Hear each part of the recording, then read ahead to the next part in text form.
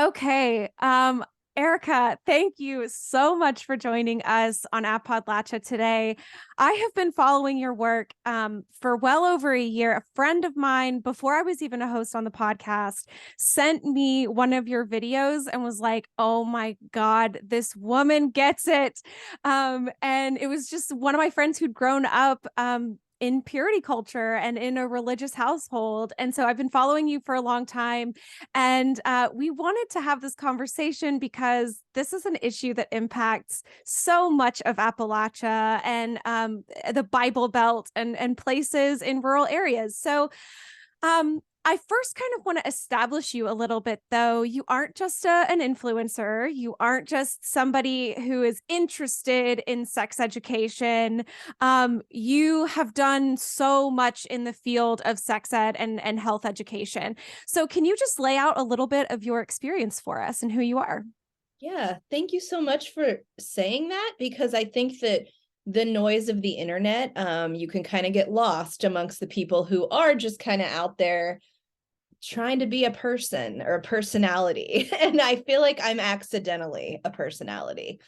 So I am a sex educator who has been working as a sex educator since my college days. I went to Penn State and I graduated in 2001, so it's been a long ass time.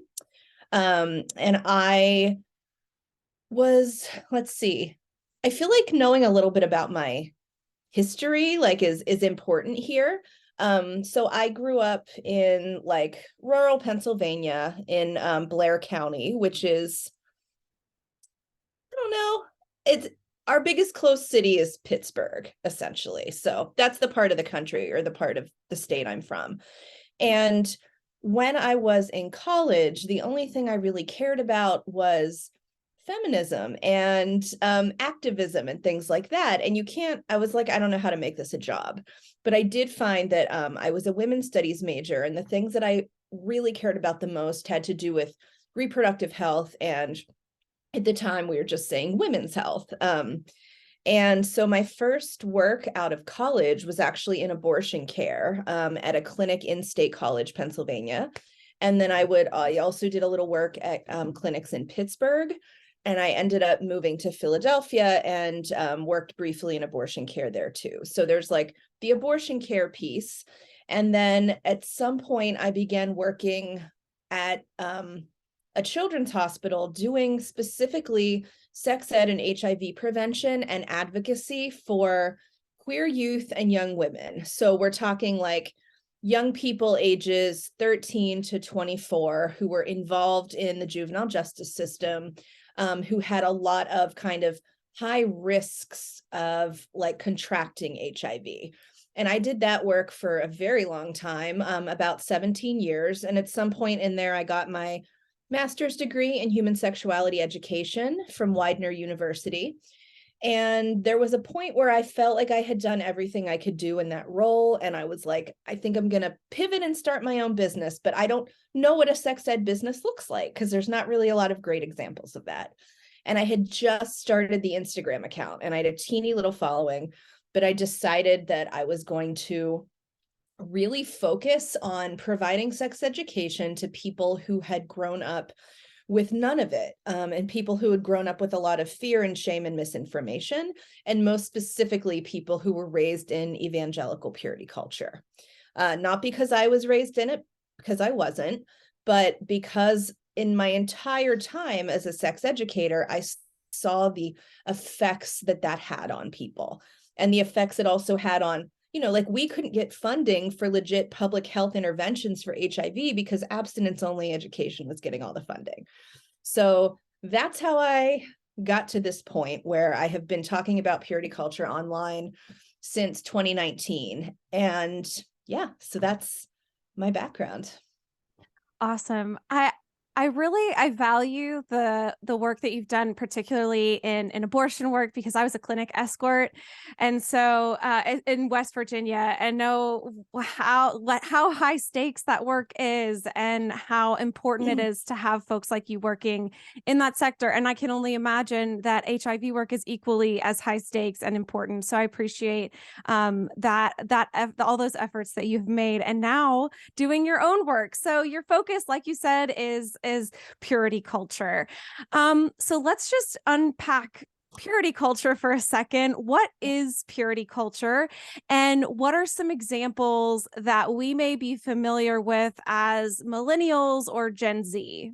Mm-hmm. So purity culture is something that you can find in all major world religions, but I will focus on like Christianity because we're talking about America and we are all about baking Christianity into the fiber of everything that happens in this country. So purity culture is a very rigid system of like control around gender and sexuality. And a lot of it puts an emphasis on the idea that there is a biblical way to express your sexuality, and that is exclusively in the confines of a heterosexual marriage between a cis man and a cis woman, and that any other expression outside of that is deeply sinful. And to the extremes, that means that like masturbation is sinful, dating is sinful, kissing is sinful. There definitely is a big burden on women in particular to stay quote unquote pure, meaning to not have sex before marriage, to not tempt other people into sexual acts. There's a huge amount of responsibility placed on women to not tempt their brothers in Christ to sin. And with all that comes very clear ideas that heterosexuality is the only way. So it's a complete erasure or actual like violence against queer people. The reason that it's being talked about more in America is because like Christian purity culture isn't new, but there was this wave of it that started in like the late 80s and went through the 90s and early 2000s, where it became like a mass product that was like sold and exported to people. So you could find books about purity, purity rings, purity balls. The examples that people in like millennials might remember is like there was even discussion that some of your favorite pop culture people had purity rings, like the Jonas Brothers. There was all this speculation about the virginity of Britney Spears and Jessica Simpson, and like things that are absolutely none of anybody's business, but that is purity culture in America. Yeah, I remember specifically the Jonas Brothers one. I just like, especially I think it was Nick Jonas who was like the young, very cute one, and everybody talked about that. That's a really good and like right there example. Totally. So I'm hearing that this is not just a religious product though. So is purity culture also perpetuated in schools in some way? And how so? Yes. So I think of purity culture as something that is deeply baked into the fabric of America. There is the purity culture on steroids, like the Christian youth group version, the kind that comes from the churches. But American society in general is very puritanical. We're very deeply terrified of sex. We're very sex negative. And I think all of that is purity culture, like the double standard we have for men and women, the idea of like the rigid gender binary, victim blaming in sexual assault cases. All of that is purity culture. Hiding our secret desires and having affairs and all that stuff. But it is absolutely in the schools. And the thing about that is maddening to me is that we're not just talking about like Christian schools or religious schools. It's also in a lot of public schools, because public schools are deeply influenced by the religion of the people who, I mean, school boards are one thing, like that's a low mass, or I'm sorry, that's kind of like a on the ground level, like people on the school boards. But in a larger sense, there was a really concerted effort in the late 1970s for the religious right in America to begin to influence public policy. And that's where we got all this like fear mongering about AIDS and rolling back of abortion rights and deciding that abortion was even an issue we were going to be mad about in the first place. And all of that is, yeah, deeply influenced by the church. And it has spilled into aspects of what's supposed to be secular life. So if you have a kid in a public school, it is not at all unheard of for them to be getting an abstinence-only education, an education that actually gives those purity culture examples. Like if you have sex, you're going to be the same as like chewed up gum or, you know, some worthless item. And I don't want that to be what's happening in public schools, but it has been, and it still is, unfortunately. Yeah, one of the things I remember most about my sex ed in North Carolina was they glued two pieces of construction paper together and then pulled them apart. And there was like pieces of the construction paper from like the blue side on the pink side, and some like, you know, not as many, you know, it's like on the blue side, obviously, because they would put the glue on the pink side, you know, and they would say like, Sure. this is what it's like to have sex. You're never Yep. going to be able to get off that other person that you Yeah. choose to have sex with. And I remember that so vividly because I didn't grow up in a purity culture steeped household. My parents were very liberal and very open about speaking about sex in our house. But that was like almost a traumatic experience for me, like Yeah. going through that in school. And so that those are some of the examples that like I think can be so stunning because you're also there with like all of your friends Mhm. and all of like, you know, that so those the school part I think is one of the things that rings most true in my mind just because I didn't have like those home experiences or stuff like that. Yeah. So it can be things, I mean, purity culture can find you, even if it's not in your family of origin, because of the way it's kind of like just kind of gotten tangled into the culture. Yeah, yeah. So what does that do to young people's brains? And what are the lingering impacts into adulthood of somebody who either grew up in purity culture or who was exposed to it in that way? That is something that I feel like we are still discovering. But so the things that I have observed in the people that I work with and the people that kind of come to me for education and help. First of all, at an extreme, a person who was raised with fear, shame, misinformation, and actually like traumatically scared about sex can exhibit some of the same symptoms that a person who experienced childhood sexual abuse can exhibit. And that sounds absolutely wild, but what I mean by that is like a deep terror and fear of sex, avoidance of sex, anxiety attacks, and like physical reactions around sex. For women or people like cis women or people with vulvas who were raised in this culture, many have difficulty physically. So I mean like actual pain with penetration or pain in the vaginal area. Sometimes it's like a diagnosis of vaginismus. That is kind of like the worst of it. But other things are people sometimes delay having sex or relationships for so long that then they end up later in life feeling like they are completely unprepared. They don't know anything about how to have sex, how to date, how to talk to people, even for people who maybe got married very young, which happens all the time in the context of Christianity, because it's kind of like if you want to have sex, you should get married. So we have a lot of couples who are like 21 years old and freshly married, but then have also no idea what to do. And so there's this belief that like sex is bad, sex is bad, sex is bad, it's a sin. But the second you get that ring on your finger, you're supposed to become a godly wife who wants to do that for your husband. And I see couples who experience so much dysfunction and then shame about having dysfunction.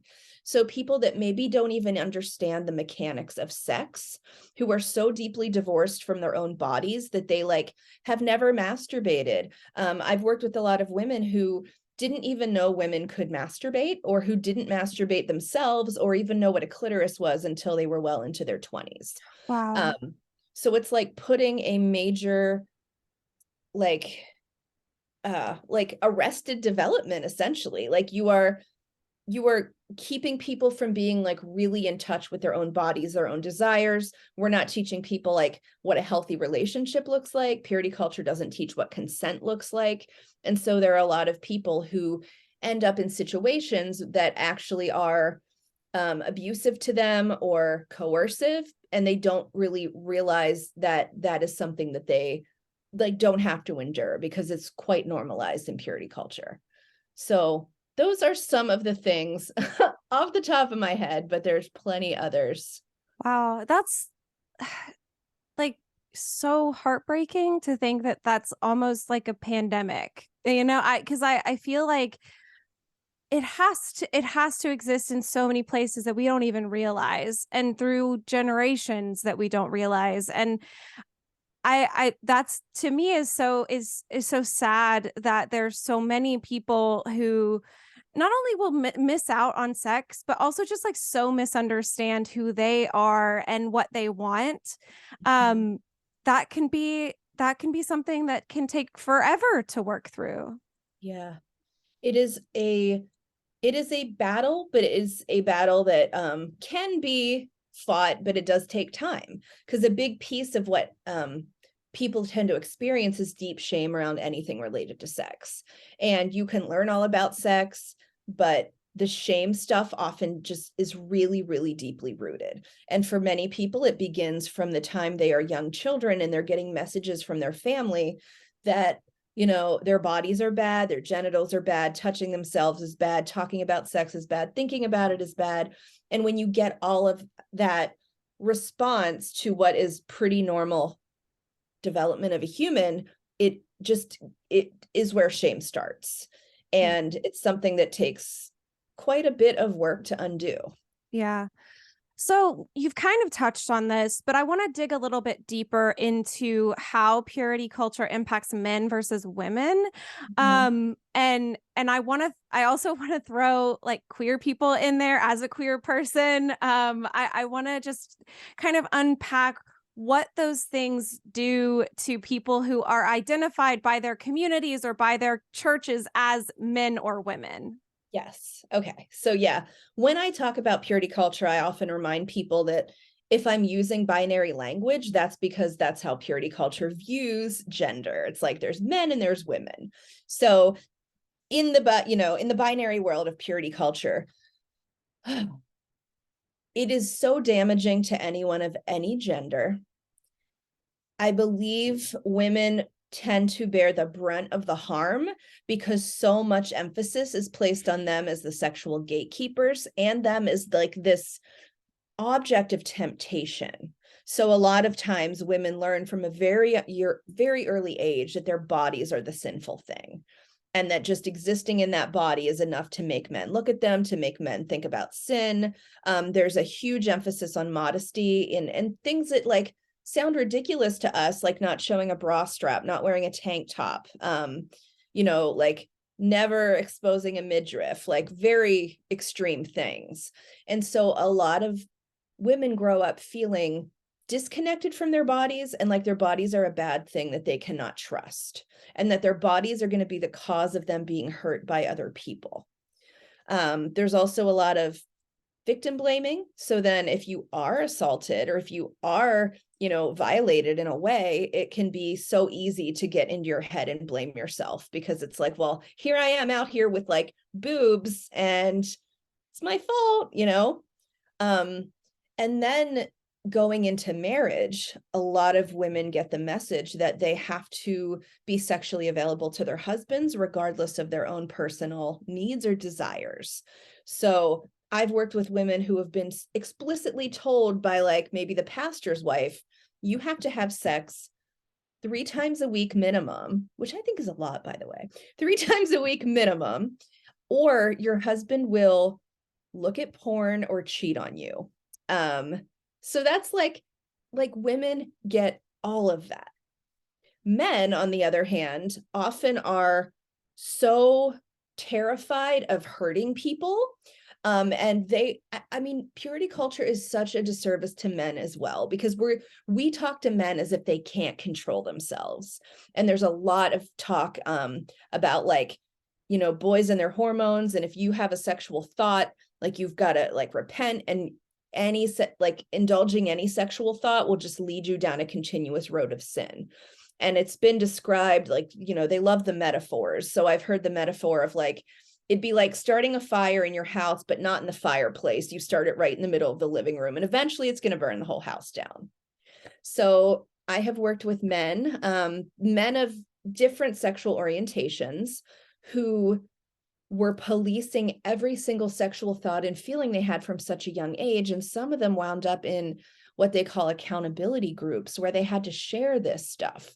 So they're men who had to go to groups in their youth where they would ask them, like, did you see any attractive women today? And what did you think about them? And, you know, one guy I worked with, he had like a rubber band he had to wear around his wrist, and like make it like smack his arm anytime he had some like physically, like, you know, punish yourself. And so it was this idea that like you can decondition yourself out of sexual thoughts and feelings. So yeah, there's, besides like all of the crap they learn about women, they are also never taught about consent. No one in purity culture is taught about like a mutually, you know, good communication, mutually respectful relationship where everyone's sexual needs are met. It's not like that at all. So those are some of the finer points of the gender stuff. Yeah. Oh my God. Self-flagellation in the 21st Yeah. century. That is absolutely wild. You mentioned one piece in there, and I didn't actually have it on my list of questions, but I made a note of it because I've seen it everywhere. And it's this obsession with what the church calls porn addiction. Oh God. Yeah.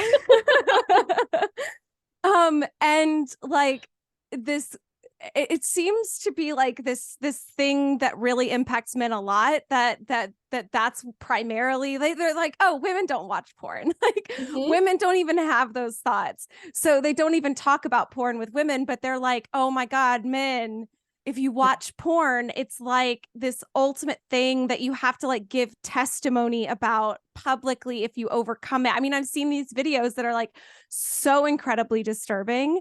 And I wanted to just get your take on that and how that impacts men and communities. Yes. So I'm glad you asked that question. I could talk about this for a long time. Whoop, there goes my ring light. I did a class this past summer about porn, and it was a class specifically aimed at people raised in purity culture. And I called it a porn conversation. And it was for this exact reason, because a lot of people who grow up in a, you know, conservative religion learn that any and all pornography use is so horrible. It's going to change your brain. It's going to ruin your marriage. It's going to make you an addict. And I was like, I want to dive into this more, and I want to teach people about some other perspectives on pornography. And I was actually unprepared for what I uncovered and all of the like reading and research I did. But you can't Google pornography facts without first stumbling upon 2 pages of Google results that are all religious institutions and religious-based porn rehabs that are for-profit rehabs. So the evangelical church and the Mormons have entirely hijacked the conversation about porn in America to the point where some of the things that are now commonly believed by everyone originated with the church. So in the 60s, the church, like, you know, the Moral Majority, which was Jerry Falwell Sr.'s organization, they really started a crusade against what they called like obscenity. And they were going after like porn magazines and porn theaters. And it wasn't a very successful campaign. So at some point they rebranded. So an organization that used to be called Morality in Media changed its name to some like anti-trafficking thing. So you would never know that it was truly at its core against all kinds of, sexual expression outside of marriage. And these organizations rebranded to say that porn is a public health issue, porn is a public health crisis. Nobody in public health is saying those things. It's churches. So the idea that porn is an addiction has been heavily, heavily promoted by churches, but is not backed up by scientific research, which is not to say that using pornography in problematic ways isn't real. That's absolutely real. People can use it compulsively. People can use it in ways that are like detrimental to themselves and their families, but it doesn't work in the brain like an addiction works in the brain. Yet you have so many churches, so many kind of like conservative think tank organizations putting this info out there and telling us that porn is an addiction. It's the worst it's ever been. It'll change your brain, like, all of this stuff, but there's no evidence to back that up. And what's more, there's evidence that the biggest predictor of someone saying they're a porn addict is a conservative religious background. So you basically tell people they're addicts, and then they feel like addicts and they feel all this shame about it. And then you send them to your church-based rehab. Woof. Oh, that's quite disturbing. I just, the mental gymnastics you have to do, it just really is so upsetting. So moving on from this point where we are, we've really broken down a lot of this. What in today's world, purity culture has changed. It changes its forms, I'm sure, like any other social movement. It looks different than it did 20 years ago. So right now, what's the biggest piece of sexual misinformation that you run into with regard to purity culture? Oh my gosh. That is a great question. The biggest piece of sexual misinformation.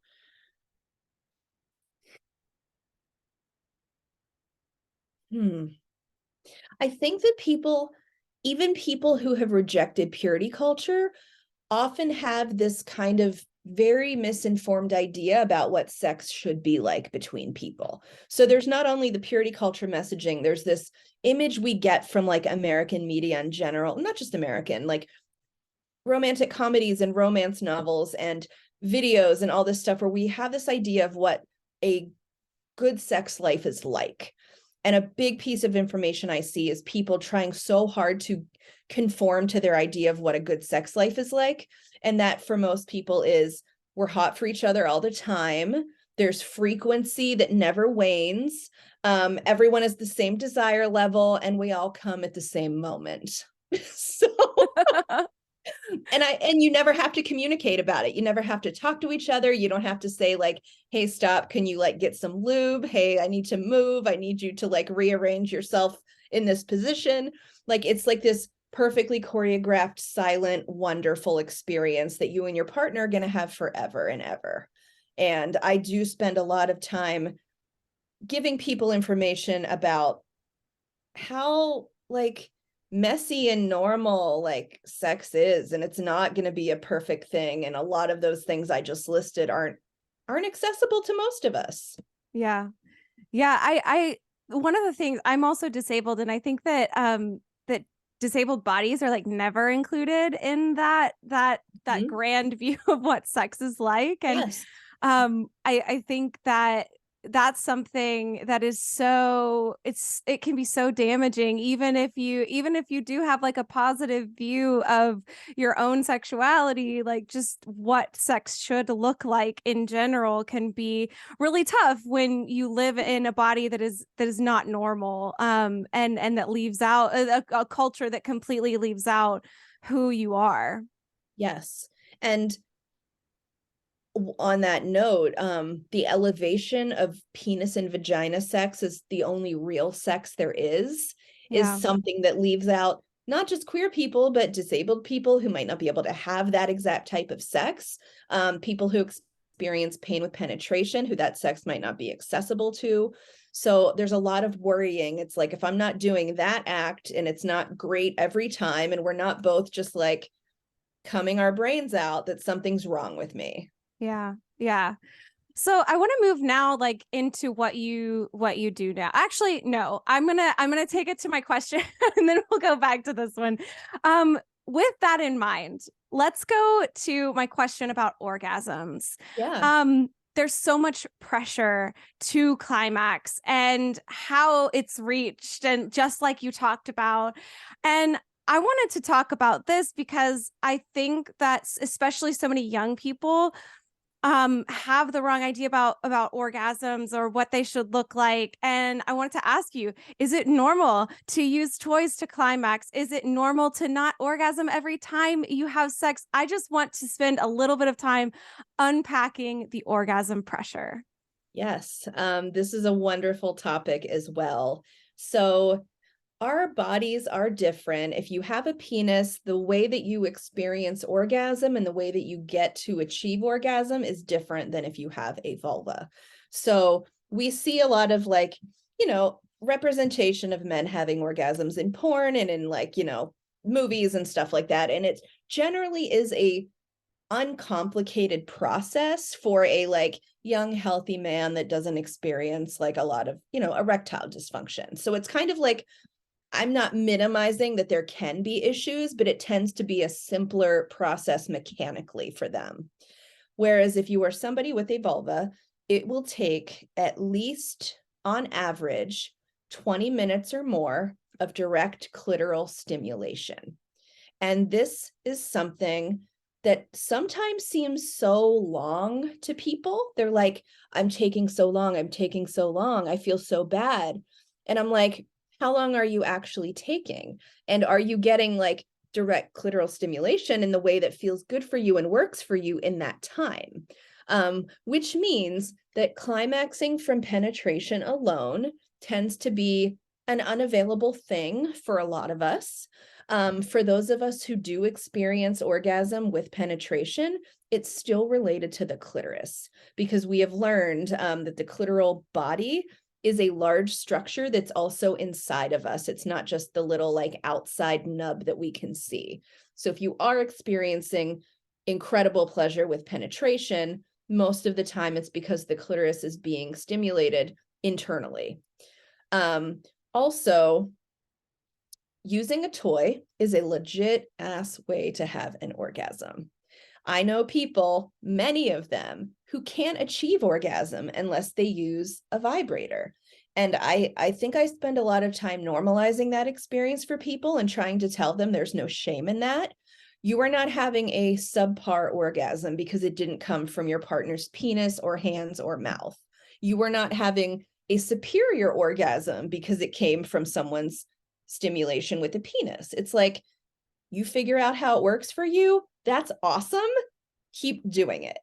And you don't need to feel bad because you use a toy or because using a toy is the only way it can happen for you. Like that is so normal and so common. And I really like to encourage people to get comfortable with their partners using toys together. Like it doesn't mean it's something you have to do by yourself when you masturbate, but like in the sexual encounter you're having, like be like, hey, now I want to use my vibrator and let's do that together. And that's like super fun and super hot. Yeah, awesome. I'm so glad that we were able to talk about that because that is, I feel like, one of the things I've learned most from your videos and from what you talk about is that it is okay, and it is more than okay. It's great and awesome. Yes. So now let's turn to what you do now.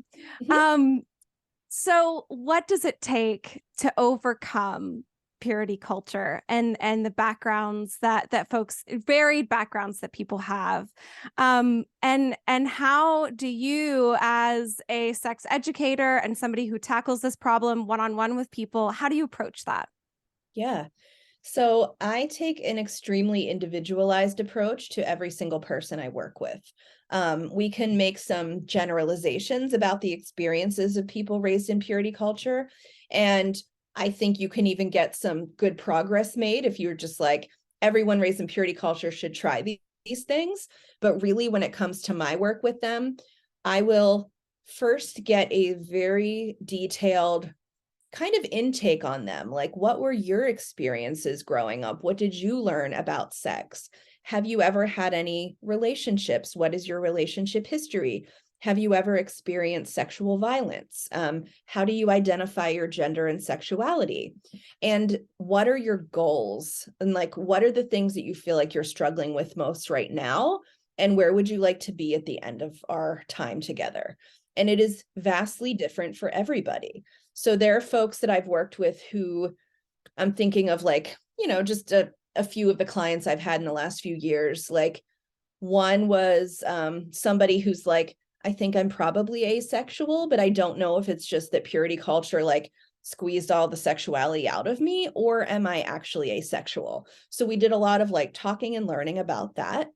One thing that I do with everybody is kind of ask people to define their sexual values clearly for themselves. It is important because I think that when you are given a set of sexual values and you've tried your hardest to live by them, a lot of times people who don't have those anymore feel like very untethered and they want a new set of like principles. And I don't give you mine. I'm like, let's create your own. What do you believe? Do you think this about sex is true or false? Do you value emotional intimacy with partners? Do you think it's okay to have an abortion? Like, I really try to walk people through a whole range of topics so that they can clearly state their own sexual values. And then I work on educating them about the specific topics that mean a lot to them. And that's going to be different for everyone. Like there are some people that are parents and they want to really work to make sure they're not replicating the sort of sexual shame cycle with their kids. So we talk about like how to educate kids. For the people who have like penetration, pain, and discomfort, we learn about like pelvic floor anatomy and how they can go to a pelvic floor physical therapist and seek help. For the people who are, very kind of grossed out by their own bodies, we talk about the normal range of like what genitals look like. Like I have all these photos being like, there's nothing wrong with your body. This is what everyone's body looks like. And let's look at those and let's talk about that. Some people want help picking their first sex toy. Some people really want help with talking to their partner. So whatever it is for that individual person, that's what we really focus on. Yeah. That's so awesome. I love that it's so individualized. And because of that, these last two questions that I have might seem like too general, but I want to see if we can just get some general knowledge out there for a couple of the things that you actually mentioned in there. How can partners support each other in overcoming purity culture? And how can parents who grew up in purity culture break that cycle? And those are kind of, the last two main questions that I have, and then we can close out there. But I just wanted to, give some general tips to folks who might be struggling with that. Yeah, and those are great questions. And I think, I definitely have answers that are widely applicable. So when it comes to being partnered with someone who has been raised in purity culture, maybe it's both of you, or maybe you were the person who wasn't and you're dating someone who is. I actually just made a post about this yesterday, which is you can find like a wonderful, patient, kind partner. There are a lot of people who are so worried that they are so damaged or that they're never going to be able to have a sexual relationship because they're like, I'm so new to this. I don't know what I'm doing. I'm so inexperienced. And I do know that isn't, there are people out there that are going to be kind, compassionate partners to you.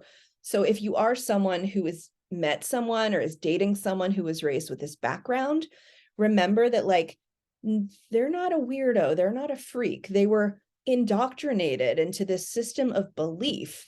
So it's like, nothing's wrong with them. They were influenced by this like horrifically controlling patriarchal idea of what sex should be like. And it takes a lot to undo that. So I recommend like being patient with them. If they need to go slow, if they need to stop, learn how to communicate well with each other, listen to your partner, find out what they need from you. Know that if they sometimes experience shame and anxiety around sex, it's not about you. It's about the beliefs they were raised with. So like, please try not to take it personally if you are like having a sexual encounter and someone gets very upset or like can't finish. I think it's also important to like support them in learning more about sex. Maybe you also didn't learn a lot about sex. If you were raised in America, you probably didn't. So I think it can be really cool to learn together, like read some books together, listen to some podcasts together, like take an online class together, like really support your partner in their healing journey and just be patient with them. And remember that like, they didn't choose this, and it doesn't matter if they're inexperienced. We all have our own journeys when it comes to sexuality, and this is theirs. Awesome. So how can people support your work? Last thing. Oh, wait, I didn't do the parents question. Oh, yeah, that's right. Okay, yes, let's do that. And then we can figure out how to support you. Yes, I was like, wait a minute.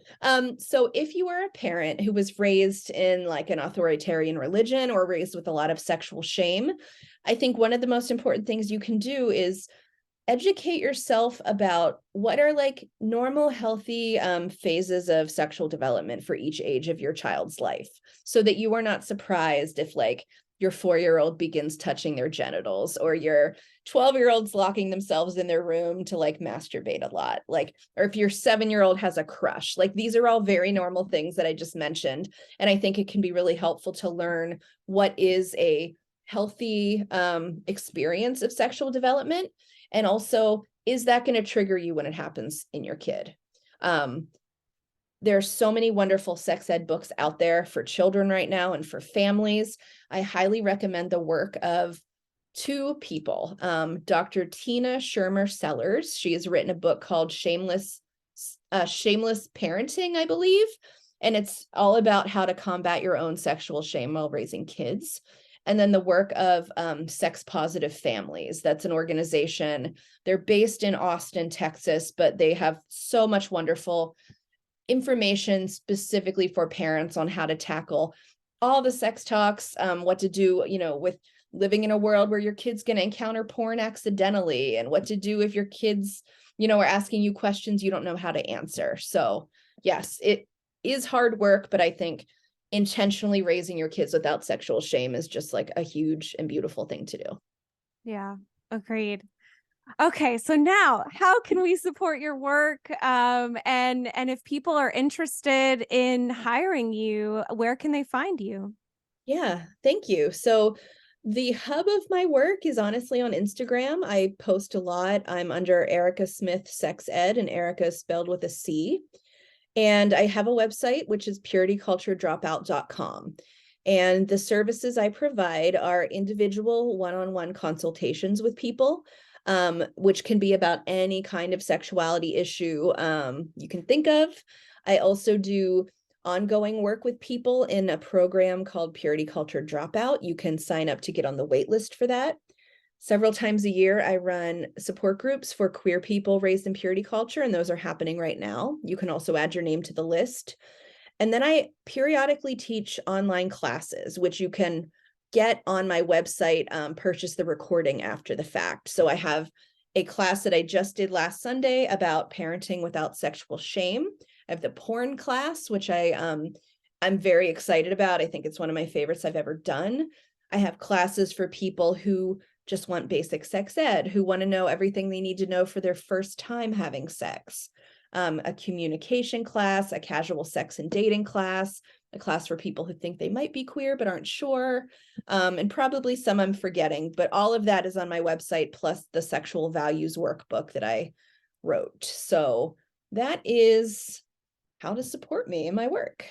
Awesome. Well, Appod family, let's get out there and support Erica's work. This is one of the most fascinating interviews we've done in a really long time, and I so appreciate your time and your expertise. It's important that we talk about these issues, and I'm so happy that you were able to do it for our audience. So thank you so much, and I hope that maybe one day we can have you back on.